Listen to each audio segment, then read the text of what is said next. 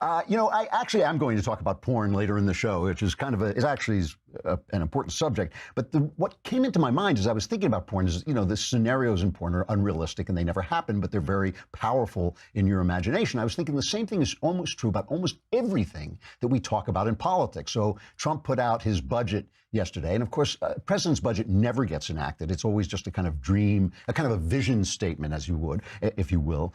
And he puts this out and people start talking about it's too much spending, it's too much debt.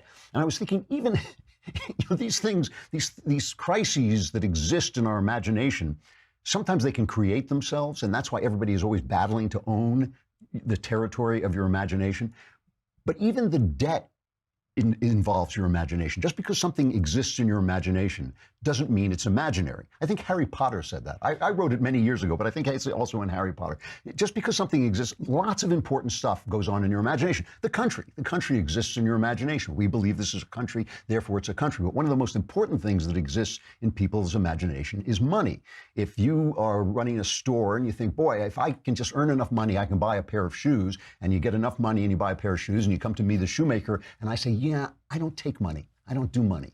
You can't, your money is worthless. If I stop imagining that this money, but the big question always is, does your imagination line up with reality? I imagine the country of Brazil. If I go to Brazil, will it really be there? Money, once we all agree to it, actually does represent something real. It represents the value we put on things. And that's how money gets its value, from the imaginary trust we put in the money.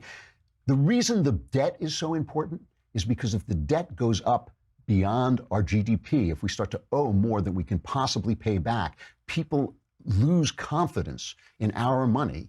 And so they stop imagining that the American dollar is the bulwark of the global economy. And that's bad, right? That's bad for us. That's what happened to Greece, basically. People stop saying, well, I'm not loaning Greece any money because they can't possibly pay it back. And suddenly, we don't want to become Greece. When they talk about us becoming Greece, they don't mean we're going to have ancient buildings and beautiful beaches. That's not what they mean. We're not going to be able to get any food, and you're going to be pushing wheelbarrows full of cigarettes. So that's why the debt is important. I mean, that's why the imagination is important.